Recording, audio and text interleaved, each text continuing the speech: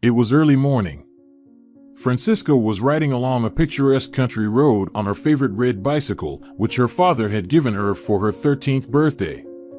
The sun was shining brightly in the sky, but the girl didn't feel hot. A cool breeze pleasantly caressed her face, gently playing with her long wavy hair.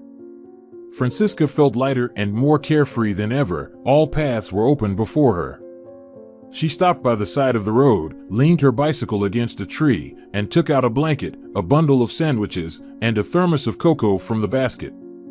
Settling down on the grass, Francisca eagerly began to devour her breakfast. Suddenly, the bundle of remaining sandwiches stirred, emitting a dreadful rattling sound. Francisca, horrified, covered her ears with her hands and woke up. An old alarm clock was ringing. Outside, dawn was just breaking. Francisca sighed as she turned off the alarm and forced herself to get out of bed. "If I don't get up now, it will be even harder later," the woman reminded herself mentally. Rising from bed and feeling for her old worn slippers, Francisca headed to the bathroom, yawning as she went. There, she washed her face with cool water to fully wake up and looked at herself in the mirror. Yes, she was no longer the carefree 13-year-old girl she had dreamed of. Dark circles under her eyes reminded her of chronic sleep deprivation, and wrinkles around her eyes reminded her that she would turn 34 in a month. Again, I don't have time to wash my hair, Francisca thought sadly. I'll have to use hairpins and hairspray. She quickly tidied herself up and went to the kitchen to prepare breakfast for the children. Let them sleep a little longer, Francisca thought, glancing briefly at the clock. Although raising children alone was difficult, she did her best to prolong their carefree childhood. Francisca got married early. She couldn't wait to leave her childhood home as soon as possible. She couldn't say she had an unhappy childhood or that her parents treated her badly.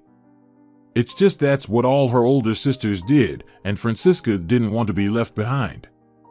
In the end, she chose the most handsome guy in town and persuaded him to leave for the mainland right after the wedding. Her husband didn't want to leave his hometown, but the girl insisted. She had always been stubborn and independent, just like her father. Francisca gave birth to 3 children for her beloved husband, and then something went wrong in their marriage, as if an invisible chain that had bound them all this time suddenly lost one of its links. Her husband started staying late at work, while Francisca stayed home with the children all the time. Finally, the girl couldn't take it anymore and demanded that her husband hire a nanny for the children so that she could also leave the house. Her husband agreed, and Francisca got a job at an art gallery. There were often exhibitions and other events there, which meant the girl had to be constantly in the public eye. She dressed beautifully, which her husband didn't like at all, as he was used to her always waiting for him at home. Her husband began to be jealous of Francisca, even though there was no reason for it. In the end, the free-spirited young woman couldn't take it anymore, gathered the children, and left. She had to quit her job at the gallery. The salary there wasn't very high, and it was impossible to live on the alimony her ex-husband paid. Francisca got a job as a waitress in a fairly good restaurant, and at night, while the children slept, she worked as a bartender in a nightclub. Elderly parents had long been inviting her back to the island where she grew up, but Francisca was too proud to accept their invitation. Besides, she had no desire to return to the tiny town where only old people and single mothers like herself lived. I'd rather work 2 jobs to death than die of boredom, Francisca thought to herself, finishing breakfast. The clock showed almost 7:30, time to wake the children. It's unknown how it would have all ended if one day, someone from work hadn't called her on her only day off. Usually, Francisca would turn off her phone, knowing she wouldn't get any peace, but this time, she had agreed a week ago to meet her childhood friend Ramona to take the kids to the amusement park, and now she was waiting for her call. When the manager's number lit up on the display, Francisca hesitated for a moment, but eventually brought the phone to her ear and answered. "Sis, dear, we really need your help." Mario quickly blurted out, as if afraid she would change her mind and hang up. "What happened?" Francisca asked wearily. "Carlita got sick. We need someone to cover for her. I'll pay double the rate." Francisca sighed. Of course, she had promised the kids to take them to the park and had already arranged with Ramona. But the increased pay would be very handy for them right now. The rent for the apartment was due soon. Francisca decided that Ramona, being a mother of many like herself, would easily handle everything. "I'll come, but only for 3 to 4 hours," Francisca quickly and confidently replied. "You're paying for the whole shift." Mario grunted into the phone but didn't dare to refuse. No one else but Francisca would agree to work on their day off. Half an hour later, Francisca was putting on her branded apron and tucking away her unruly wavy hair under a kerchief she had managed to wash today. "You look good," Mario winked as he passed by. "I could look even better if it weren't for work," Francisca thought sarcastically to herself. Sighing, she began to set out napkin holders on the tables. At this hour, there were hardly any visitors, and while doing her usual task, Francisca absent-mindedly looked out onto the street through the large panoramic windows. She didn't immediately notice the large car of an unusual crimson shade, although it instantly caught the attention of all passers-by and restaurant staff. "It looks like the king himself decided to have lunch with us," someone chuckled. This remark snapped Francisca out of her reverie, and she looked with interest at the magnificent car. She had been to the capital many times when she was still married and had seen all sorts of expensive cars there, but in their relatively small town, no one drove such cars. "Who could have decided to visit us?" the woman said, intrigued. She had loved the color red since childhood, as well as anything new and unknown. Her curiosity knew no bounds. From the bright red car emerged a tall, dignified man in a dark and evidently expensive suit. His black hair was smoothly slicked back, and his eyes were hidden behind fashionable sunglasses. He walked around the car and took a small leather briefcase from the adjacent seat. "Wow, quite the businessman," exclaimed one of the waiters. "Sis, he's yours," Mario quickly decided. No one, including Francisca, was surprised by his words. The woman had been working here for a long time and was the most experienced among the waitstaff. Everyone was accustomed to her serving the most distinguished visitors. As the man entered, Francisca politely greeted him and escorted him to a free table by the window. He thanked the woman, staring intently at her face, which slightly unsettled her. "Your menu," Francisca said, placing a rather heavy dark brown folder on the table. "I'll come back to take your order when you're ready." With these words, she nodded slightly and left. The man removed his glasses and contemplatively watched her for a while before starting to peruse the menu. Francisca exited the dining area into the kitchen, removed her apron, and as a precaution, went to the restroom to glance at herself in the mirror. Her reflection was entirely ordinary, light makeup still slightly masking the fatigue on her face. "Strange," Francisca muttered aloud. "Why was he looking at me like that?" She absent-mindedly adjusted her hair and returned. Donning her apron again, she peeked into the dining area and noticed the man was ready to order. "What can I get you?" Francisca kindly asked, pulling a notepad and pencil from her apron pocket.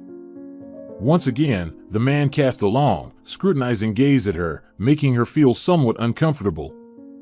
"Excuse me," the man suddenly said. His voice was unexpectedly high for his stature. "You don't have a badge. May I know your name?" "Francisca," the woman replied. "Francisca." The man murmured softly, nodding to himself. Then his gaze shifted back to the menu pages. "Please bring me the seafood pasta and raspberry lemonade." Francisca headed to the kitchen to relay the order to the chef, then returned to the dining area and stood beside the bartender, a tall, bald man who had begun preparing the lemonade. She still couldn't shake off the strange feeling provoked by the wealthy visitor's intense gaze. "Why did he ask for my name?" she wondered. "It doesn't seem like mere curiosity." While the bartender was adding mint to the lemonade, she cleared the utensils and glanced at the visitor again. He sat slouched, staring into space as if recalling something. Catching her eye, he weakly smiled at her and retreated into himself once more. A few more minutes passed, and Francisca was called from the kitchen. She hurried to fetch the prepared pasta and, grabbing the lemonade from the bar counter, headed towards the table where the man sat. Placing the plate of steaming pasta and a glass of lemonade on the table, she was about to leave when the visitor called her by name. "Francisca, I apologize for my audacity, but may I ask you a personal question?" he murmured, and the woman keenly felt his discomfort. "Yes, of course," she replied submissively, puzzled as to why this wealthy businessman needed to address a simple waitress. He gestured for her to sit. Francisca glanced around. It was forbidden to engage in conversations with guests, let alone sit at their tables.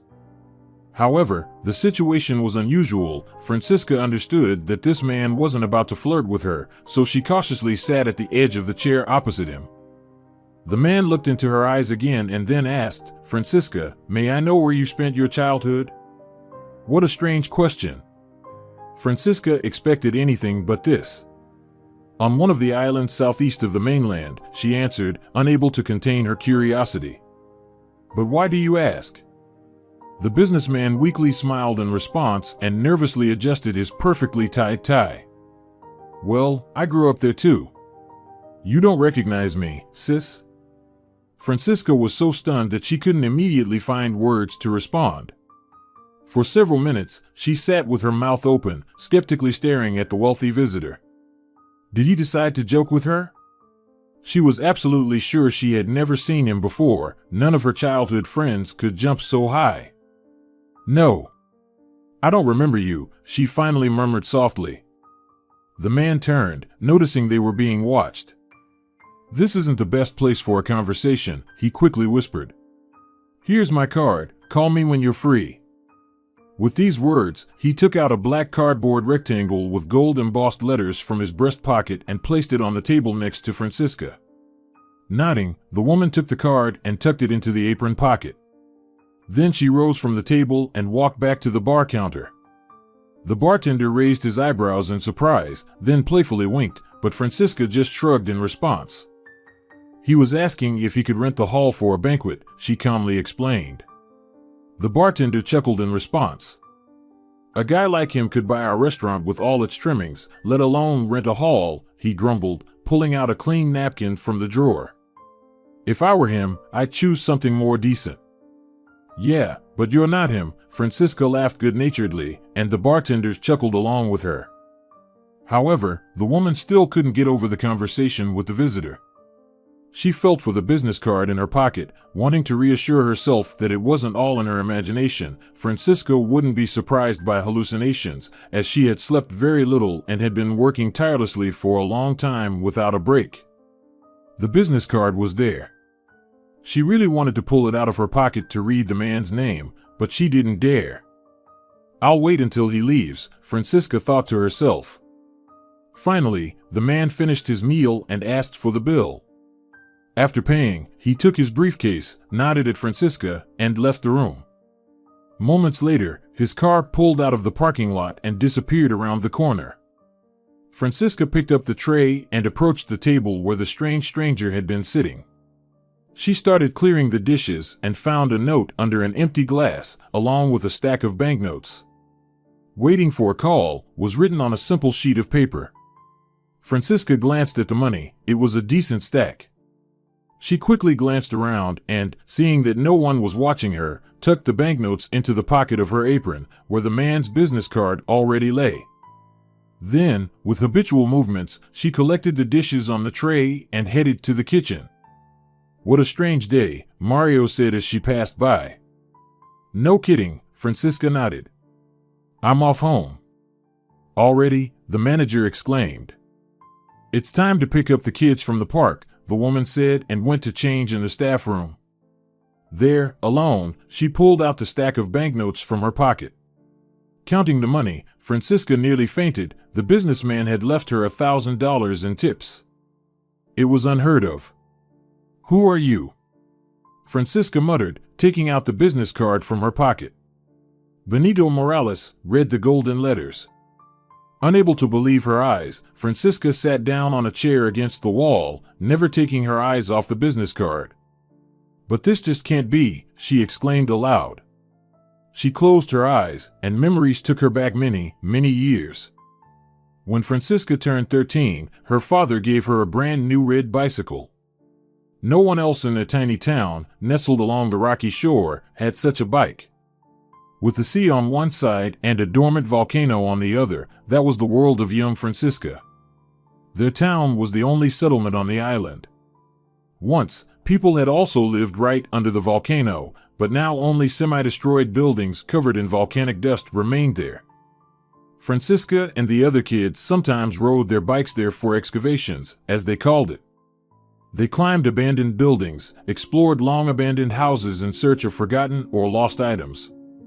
Any treasures they found quickly went into their pockets, so no one else could take them away. Of all the buildings that remained after the volcano eruption, the kids avoided exploring only one, the old, half-destroyed bell tower. Among the children, there was a legend that a ghost of a monk still inhabited it, who used to live in a nearby cottage.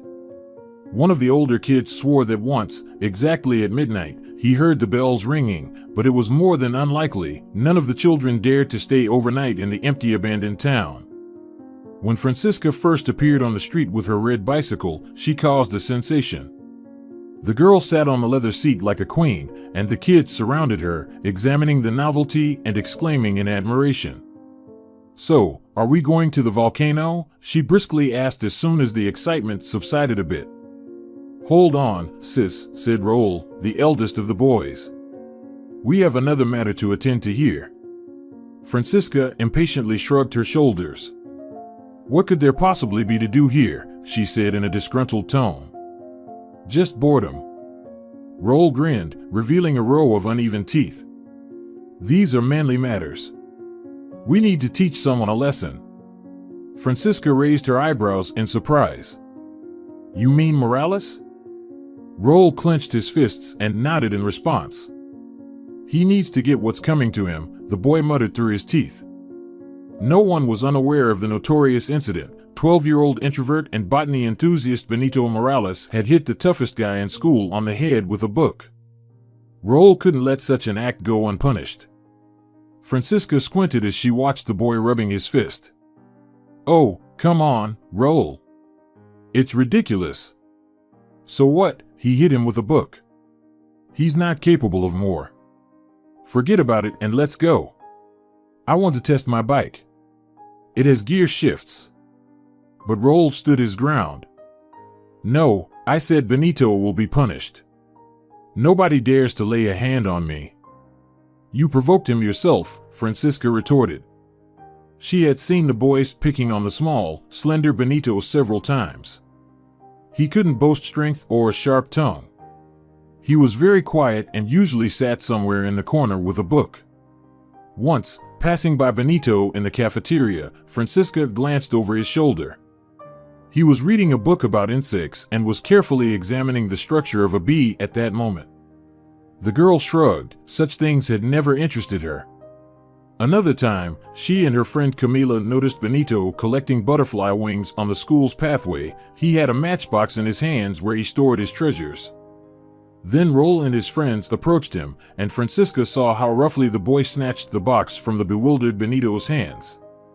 The girl just shook her head as she watched Raoul throw the box on the ground and crush it with his huge boot, while Benito stood silently beside him, head down. "You shouldn't be such a pushover," Camila scolded, who was head over heels in love with Raoul.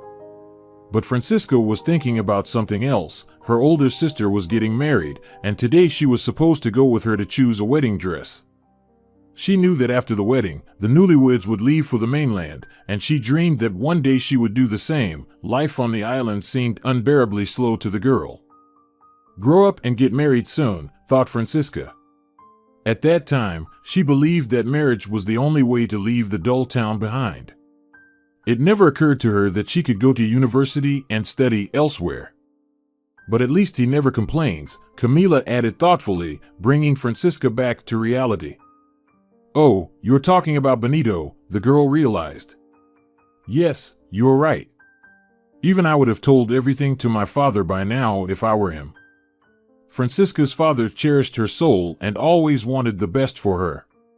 He forbade her from wearing her sister's hand-me-down clothes, and every few months, he would travel to the mainland to buy something new for his little girl. That's how she got the best bicycle in the world, the envy of all the kids. And now Francisca couldn't wait to ride it. "Wait up, sis. I've got a plan," Roll said, leaning over to whisper in her ear. Francisca didn't like what she heard, but she didn't take the boy's words seriously. Besides, at that moment, she couldn't think of anything else but her bicycle. So she quickly jumped on the seat and raced down the street. "Come on, slowpokes," she shouted, looking back at the boys and laughing loudly. The wind tousled her hair, and she sped down the street like a whirlwind. The boys could barely keep up with her. The day promised to be hot and sunny, not a cloud in the sky. Francisca abruptly stopped in front of Benito Morales' house. The breathless boys stopped next to her. Benito's house was very small and quite poor. Old laundry hung on lines, and neglected roses wilted in pots. "Hey, Benito! Come out!" Roll yelled. "Will you come with us on an expedition?" Francisca shouted. She knew Benito had an old bicycle handed down from his father, but she doubted the boy would agree to such an adventure. She had never seen him in the abandoned town by the volcano. "He's a real homebody," Francisca condescendingly thought about Benito. The door creaked, and a slender figure appeared in the doorway. Benito, as usual, wore glasses, but for the first time, the girl saw him not in a school uniform. He wore beige trousers and a loose white shirt. "Why are you calling me?" Benito asked. His voice trembled, but that didn't mean he was nervous. As far as Francisca remembered, Morales always spoke with a high, squeaky voice. "Why not?" Roll smirked. Benito adjusted his glasses, clearly trying to figure out what was really behind the unexpected invitation. "We're not friends, you know," the boy reasoned. "But we can be," Roll replied.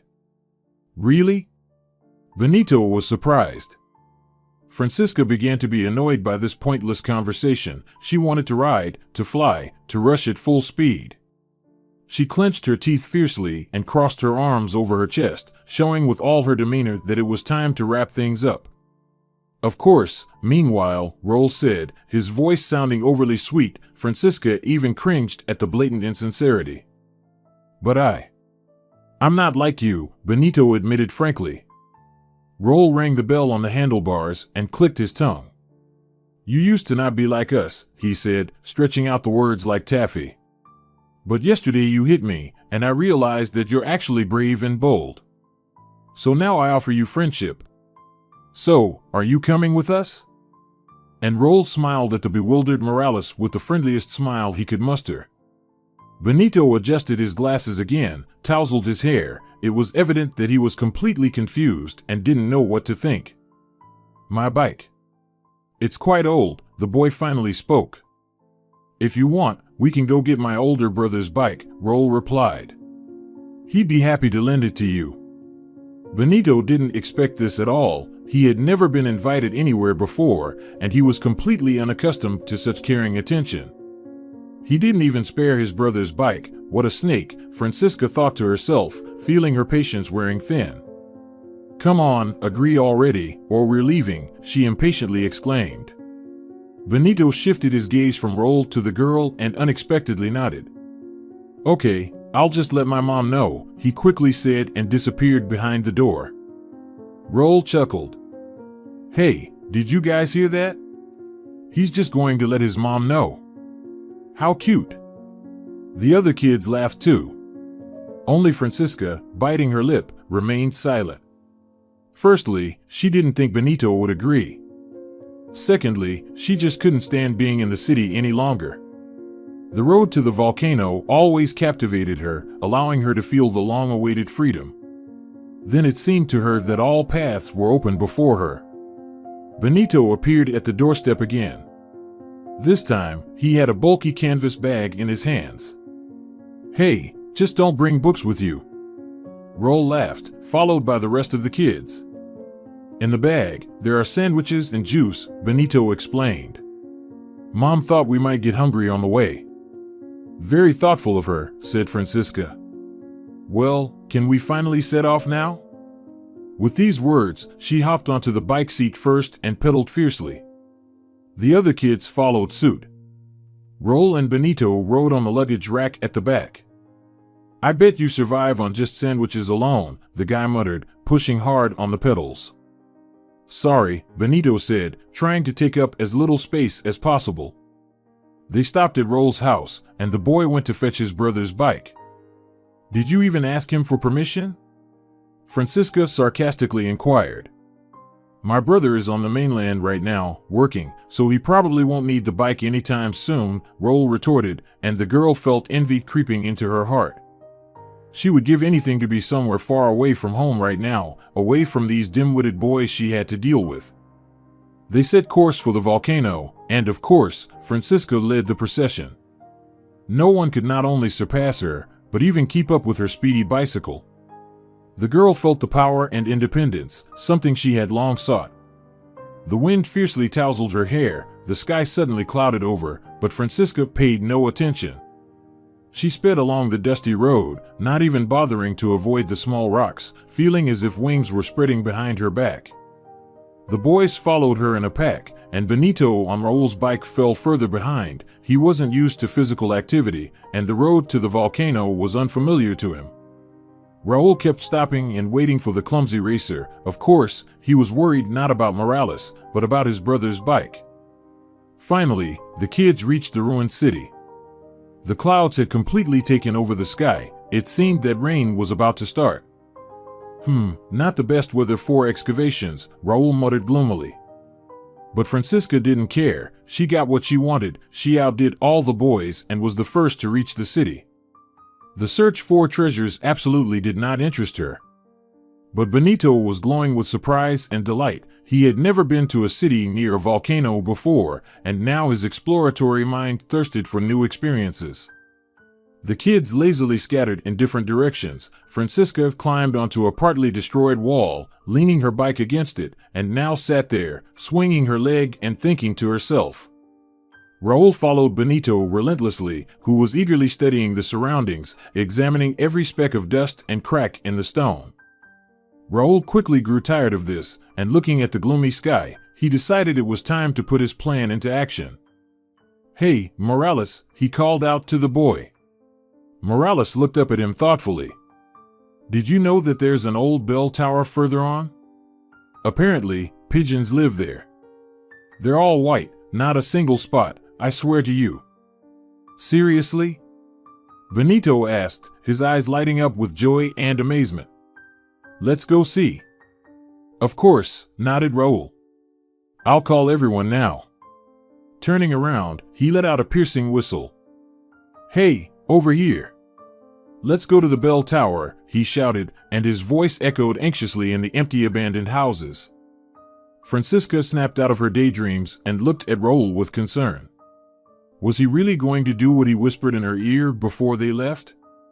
Was he really capable of it? Francisca jumped off the wall straight into the dust and approached the boys.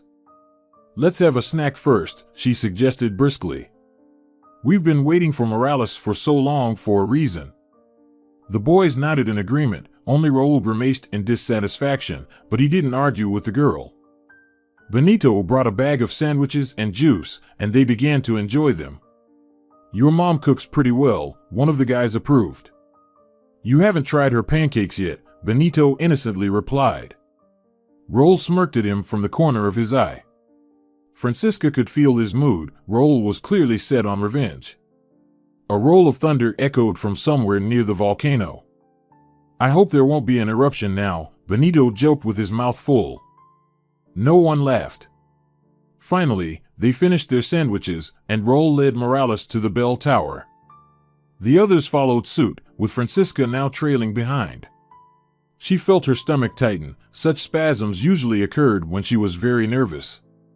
She tried to reassure herself that Raul was just joking and that she didn't really care about Benito's fate, but it didn't help much.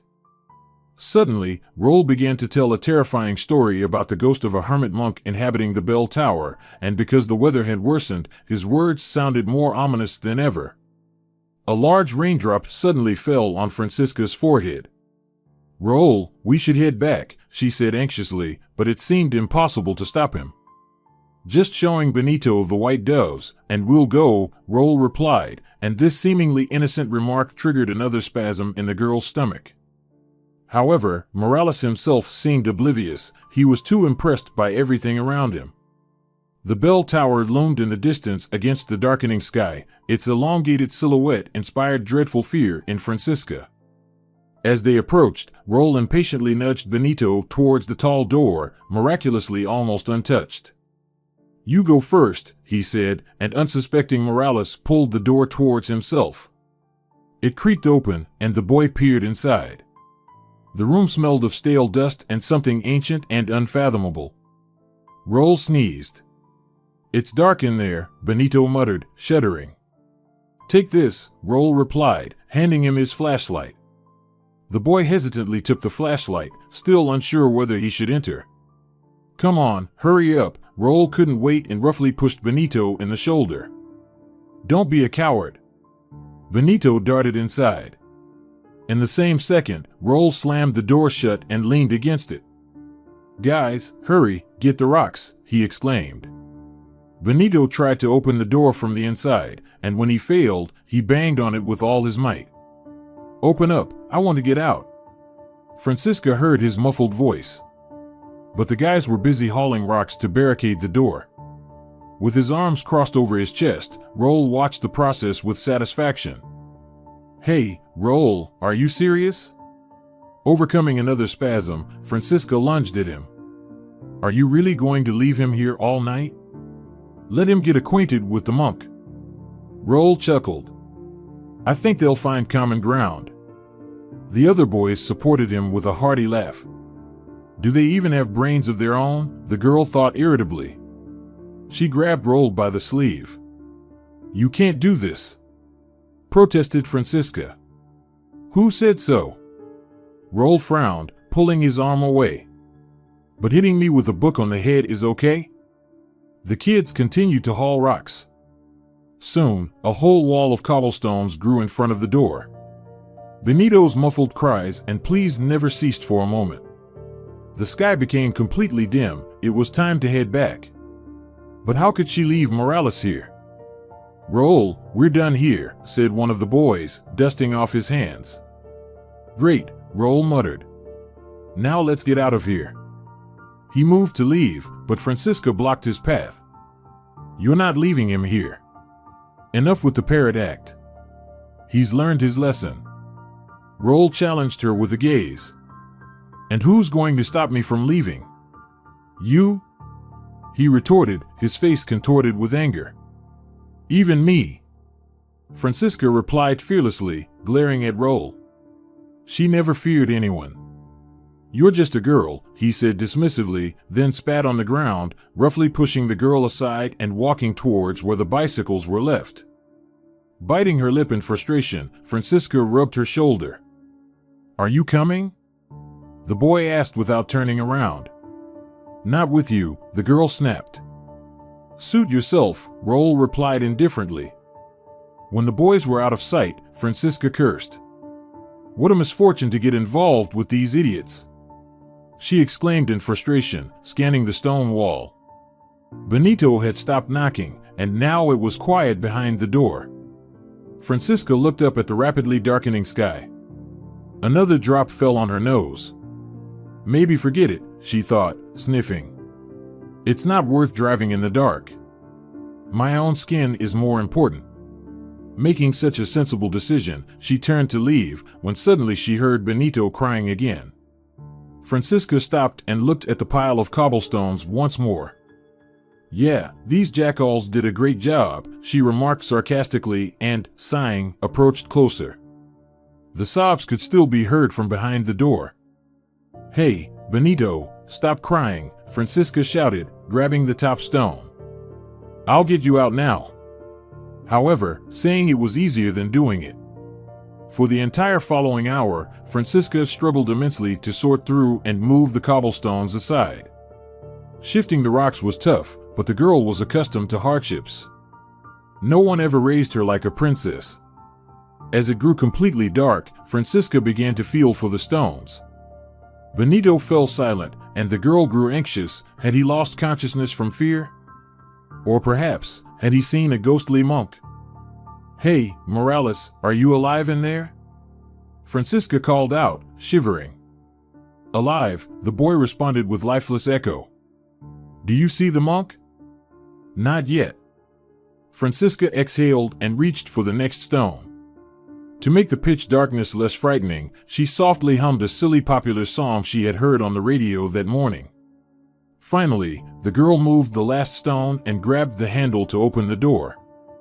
A beam of light hit her face, and Francisca squinted, covering her face with her hand. "Oh, sorry," Benito squeaked, lowering the flashlight. "Quick, get out of here," Francisca ordered. Morales didn't hesitate. The children hurriedly ran to where the girl had left her bicycle. "I hope they didn't do anything to it," Francisca said anxiously. Benito, who was holding the girl's hand, silently squeezed her palm, diligently directing the flashlight onto the road. "I'm so grateful to you," he said quietly. "It's too early to thank me," the girl replied gruffly. "We're still very far from home." Fortunately, the red bicycle was still leaning against the wall where Francisca had left it. However, there was a huge ugly scratch on the frame, visible even in the dim light of the flashlight. "Damn it," the girl cursed and unexpectedly burst into tears. She felt deeply hurt for her bike and herself. And she also thought of her dad, who surely spent a lot of time choosing a gift for his beloved youngest daughter.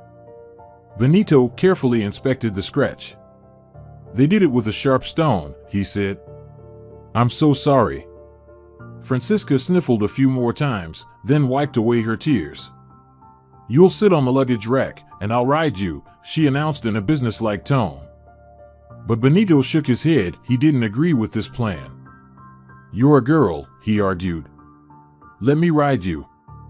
Francisca gave him a skeptical look. She was about to say that he wouldn't have enough strength, but at that very moment, they heard the sound of a motor from the road. Then the engine was turned off, and the kids heard the thud of car doors and excited voices. Several people approached them with flashlights. Francisca, the girl, recognized her dad's voice. "Benito," the boy's mom shouted. Francisca nearly went mad with joy. "We're here." "Here," she screamed with all her might, and a moment later found herself in her dad's strong embrace. Only then did she realize how scared she had been all this time, and tears welled up in her eyes again. "What's wrong, sweetheart?" "I'm here with you," her dad said affectionately. But Francesca couldn't calm down. "They scratched the bike," she wailed, realizing she was acting like a child. "Tomorrow you'll show who did it," her father declared fiercely. "And don't worry about the bike, we'll repaint it, and it'll be good as new." Raul and his gang were severely reprimanded by their parents when his father told them about the incident. The bike was indeed repainted, almost like new, just slightly darker, more cherry than red. Francesca liked the new color, but still felt a lingering unease.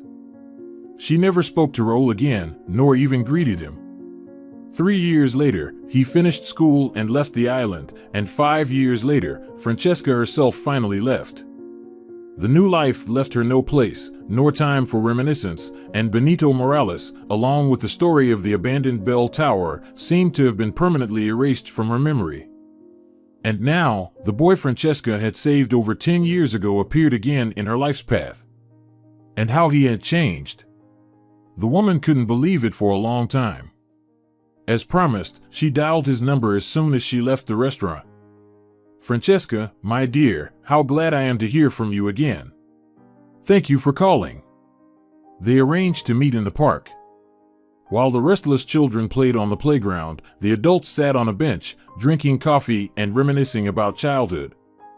"I was almost out of my mind with fear then," Benito confessed, recalling the abandoned bell tower.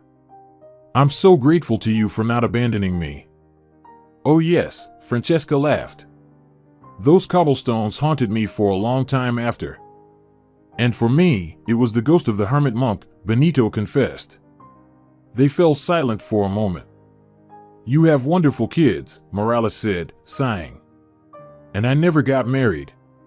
I went to university, did research, got deeply into science, defended my dissertation. Then I started a business.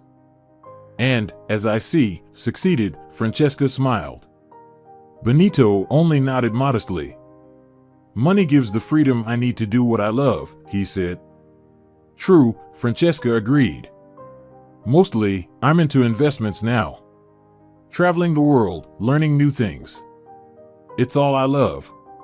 And I came here by chance at the invitation of an old friend. He was my classmate, just as quiet as me. I probably wouldn't even recognize him now, Francesca admitted. Benito cast a quick glance at her, in which she noticed admiration. Of course, you were different. So brave, I would say fearless. I always admired your courage and straightforwardness, dreamed of being as bold. Seems like my boldness didn't help me much in life, Francesca said bitterly, then laughed. Now I prefer intelligence. Is there something you regret in life? Benito asked cautiously. Francesca looked pensive. If I could turn back time, I wouldn't rush into marriage. First, I would have finished university and obtained a good profession. Unfortunately, no one instilled this thought in my head earlier. But it's never too late to start over, right? Benito smiled. When you have 3 kids to take care of, everything becomes significantly more complicated. Benito nodded understandingly. Do you like your job? He asked. The woman laughed. It's not like serving hungry customers is my passion, Francisca admitted with a chuckle. But in my situation, I haven't come up with anything better. After all, I'm responsible for my little rascals. Morales looked at Francisca intently, as if wanting to say something but hesitating. He hasn't changed at all, still as shy, she thought. Noticing a faint rim in the man's eyes, she smiled and asked, Do you think glasses are no longer in style? Benito felt embarrassed.